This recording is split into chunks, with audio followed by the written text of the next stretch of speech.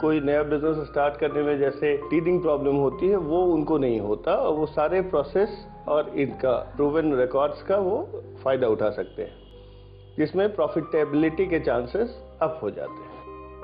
आपके इस कंपनी के आगे का विजन क्या है, ये आप हमारे दर्शकों को बता दीजिए।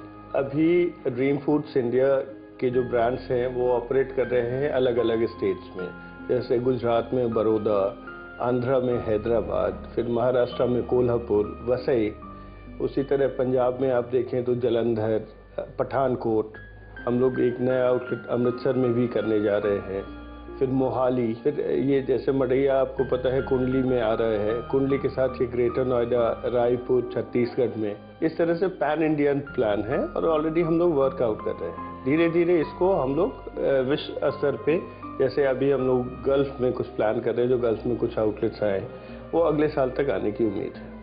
हमारे दर्शकों को आपने बहुत सारी जानकारी दी, इसके लिए आपका हार्दिक अभिनंदन। नमस्कार। नमस्कार। मढ़ैया द कॉटेज की कहानी हमारे इस सेगमेंट के साथ पूरी हुई। हमारी शुभकामनाएं मिस्टर प्रबाल चौधरी के साथ हमेशा रहेगी। आप कहीं मत जाइए क्योंकि हमारा अगला सेगमेंट बाकी है, तो मिलते हैं एक छोटे से ब्रेक के बाद।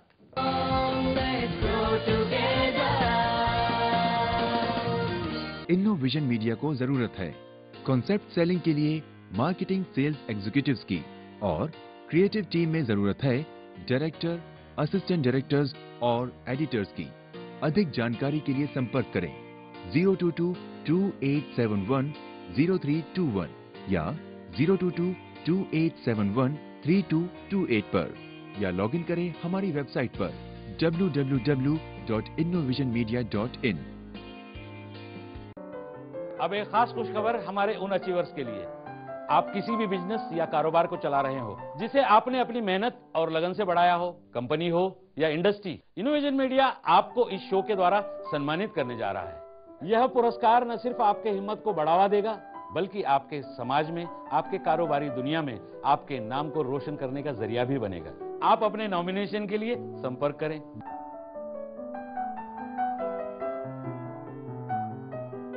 तो दोस्तों, ये मौका अपने हाथ से जाने न दें।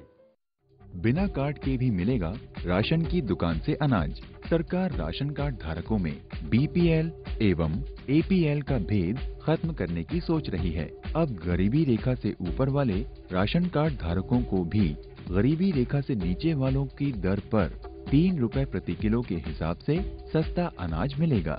जिन उपभोक्ताओं के पास राशन कार्ड नहीं है, उनको भी राशन की दुकानों से अनाज लेने की छूट होगी। उन्हें उसी दर पर अनाज मिलेगा जिस दर पर सरकार किसानों से अनाज खरीदेगी, यानी उन्हें अनाज के न्यूनतम समर्थन मूल्य MSP के बराबर कीमत चुकानी होगी। खाद्य राज्य मंत्री KV थॉमस ने कहा कि इस बारे में योजना आयोग और खाद्य मंत्रालय गंभीरता से विचार कर रहे हैं। प्रधानमंत्री मनमोहन सिंह के निर्देश पर गठित मुख्यमंत्रियों की समिति की सिफारिश पर अंतिम मुहर लगने के बाद इस पर फैसला किया जाएगा। योजना आयोग के उपाध्यक्ष मोंटेक सिंह आहलूवालिया ही मुख्यमंत्रियों की समिति की भी अध्यक्षता कर रहे हैं। इस समिति के सदस्य मुख्यमंत्रियों की बैठक मई के दूसरे सप्ताह में होनी है, जिसमें इस मसौदे पर अंतिम मुहर लग जाने की संभावना है।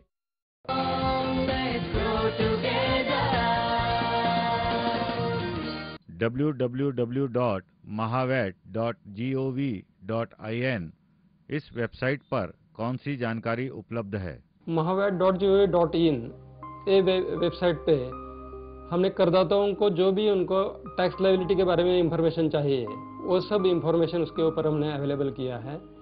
उसमें महत्वपूर्ण इंफॉर्मेशन जो है वो महाराष्ट्र वैट एक्ट और बाकी के जो एक्ट्स है, CST एक्ट है, लग्जरी एक्ट है, जो भी एक्ट्स के अंदर उसको टैक्स भरना पड़ता है, उसके बारे में सभी acts, rules, notifications, trade circulars, government resolutions, जो भी करदाताओं के बारे में महत्वपूर्ण है, वो सभी जानकारी हमने ये वेबसाइट पे अवेलेबल किया है। इसमें जो भी फॉर्म्स डीलर्स को डाउनलोड करके लेना पड़ता है और उसका प्रिंट आउट लेके उसमें कुछ इंफॉर्मेशन फिलअप करके वो डिपार्टमेंट को देना पड़ता है, वो सभी फॉर्म्स वो डाउनलोड कर सकते हैं और उसमें इंफॉर्मेशन फिलअप करके डिपार्टमेंट में दे सकते हैं। इसके अलावा अगर डीलर्स को कुछ ग्रीवेंसेस है या उनको कुछ सजेशंस देना है तो उसके बारे में भी ये वेबसाइट पे हमने फैसिलिटी अवेलेबल किया है। उसमें व्हाट इज़ न्यू एक फैसिलिटी है, उसमें जो भी इम्पोर्टेंट है, समझो स्टेट का बजट आ गया या सेंटर का बजट आ गया, तो ये बजट का टैक्स पेयर्स जो है उनके ऊपर कुछ असर होता है, तो तुरंत हम ये व्हाट इज़ न्यू ये सेक्शन में हम वो डाल देते हैं, जैसा कि करदाताओं को वो तुरंत उपलब्ध हो जाता है। उसमें और भी एक बैनर्स एक फैसिलिटी है कि जो भी इम्पोर्टेंट नोटिस हमें देना है डीलर्स को, कि समझो कोई ड्यू डेट के बारे में देना है या कोई नया उपक्रम डिपार्टमेंट शुरू कर रहा है, तो ये बैनर्स के थ्रू हम इंफॉर्मेशन दे देते हैं। व्यापारियों को महाराष्ट्र बिक्री कर विभाग की तरफ से कौन सी सुविधाएं उपलब्ध की गई है? व्यापारियों को ई रजिस्ट्रेशन में पहले व्यापारियों को डिपार्टमेंट में आके वो फॉर्म फिलअप करना पड़ता था, सब इंफॉर्मेशन देना पड़ता था। अभी ई रजिस्ट्रेशन के द्वारा जो भी रजिस्ट्रेशन के बारे में जो भी एप्लीकेशन है, वो एप्लीकेशन वो वेबसाइट यूज करके अपलोड करता है, और उसका एप्लीकेशन आने के बाद उसको डिपार्टमेंट में आने का जो पहला बहुत बार आना पड़ता था, वो अभी सिर्फ एक बार आना पड़ता है वेरिफिकेशन के लिए। बाकी उसका जो भी इंफॉर्मेशन है वो हम सीधा वेबसाइट से ले रहे हैं। उसकी वजह से उसका जो डेटा एंट्री में पहले मिस्टेक्स होता था, उसके नाम में मिस्टेक होता था, एड्रेस में होता था, वो कुछ भी अभी उसमें गलती नहीं होता है, क्योंकि इलेक्ट्रॉनिक डाटा क्लीन डेटा हमारे पास आता है और वो डेटा हम हमारे संगणक प्रणाली में ले लेते हैं। दूसरा इंपॉर्टेंट फैसिलिटी है ई एनरोलमेंट का। अगर व्यापारी को कोई भी ई सर्विसेज अवेल करना है तो उसको एनरोल करना पड़ता है डिपार्टमेंट के वेबसाइट पे। तो उसके लिए वो खुद का कुछ मिनिमम इंफॉर्मेशन है उसमें, जैसा कि पैन नंबर है, उसका टेलीफोन नंबर है, ईमेल आईडी है, वो सब इंफॉर्मेशन वो दे देता है और उसका ई एनरोलमेंट होता है। एनरोलमेंट में खुद का लॉगिन आईडी और पासवर्ड जो है वो डीलर खुद बनाता है। एक बार उसका लॉगिन और पासवर्ड तैयार होता है तो उसको वेबसाइट पे जो भी ई सर्विसेज है, सभी ई सर्विसेज वो अवेल कर सकता है। दूसरा इंपॉर्टेंट है ई रिटर्न्स। ई रिटर्न्स में शुरू में रिटर्न्स जो है वो बैंक में जाके फाइल करना पड़ता था, तो बैंक में जाके क्यू लगा के वहाँ पे उसको रिटर्न्स फाइल करना पड़ता था। लेकिन अभी ई रिटर्न्स फैसिलिटी की वजह से वो वेबसाइट पे सीधा वो रिटर्न अपलोड कर सकता है। अभी हमने नया जो इम्पोर्टेंट ई सर्विस दिया है वो ई पेमेंट का है। ई पेमेंट में पहले उसको बैंक में क्यू लगा के वो किसी के हाथ में कैश भेज के वो बैंक में देना पड़ता था, तो अभी ई पेमेंट के द्वारा वो सीधा वेबसाइट पे लॉगिन करके नेट बैंकिंग फैसिलिटी यूज करके ई पेमेंट कर सकता है। उसके अलावा ई रिफंड एप्लीकेशंस है। उसमें रिफंड एप्लीकेशन जो है उसमें बहुत सारी जानकारी लगती है, वो सब जानकारी और एप्लीकेशन वो सीधा वेबसाइट पे अपलोड कर सकता है। उसके अलावा डीलर को ऑडिट रिपोर्ट फाइल करने पड़ते हैं, तो वो जो ऑडिट रिपोर्ट्स है वो भी ऑडिट रिपोर्ट अभी वो वेबसाइट यूज करके अपलोड कर सकते हैं। अभी ये जो सब इलेक्ट्रॉनिक फॉर्म्स है उसमें हमने बहुत सारे वैलिडेशंस रखे हैं। उसकी वजह से उसका जो भी एरिथमेटिकल चेकिंग है, अलग अलग चेकिंग है, वो ऑटोमेटिक होता है और डिपार्टमेंट के हाथ में पूरा क्लीन डेटा आता है। और डीलर भी जब ये फॉर्म फिलअप करता है उसमें कोई भी गलती है तो तुरंत उसको मैसेज जाता है कि जो भी इंफॉर्मेशन है उसमें कुछ गलती है, वो सुधार के प्रॉपर फॉर्म फिलअप करता है। उसकी वजह से उस डीलर की साइड से भी गलतियां बहुत कम हो गई है।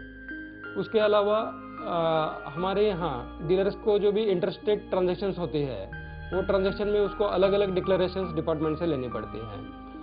ये सुविधाएं देने के पहले डीलर को एप्लीकेशन देके डिपार्टमेंट में बहुत चक्कर लगाने पड़ते थे और उसके बाद में उसको डिपार्टमेंट में आके वो फॉर्म्स लेना पड़ता था। लेकिन अभी हमने बहुत अच्छा फैसिलिटी उसको दिया है। उसका एप्लीकेशन डिपार्टमेंट के वेबसाइट पे आता है, अकॉर्डिंगली वो एप्लीकेशन डिपार्टमेंट में प्रोसेस होता है और उसके जो भी डिक्लेरेशंस है उसको कुरियर से वो उसके प्लेस ऑफ बिजनेस को भेजे जाते हैं। उसकी वजह से उसको बहुत बड़ी सुविधा डीलर्स को प्राप्त हो गई है। उसकी वजह से बहुत सारे टैक्स पेयर संतुष्ट हैं। ये प्रकार की सुविधाएं हम हमारे वेबसाइट में दे रहे हैं।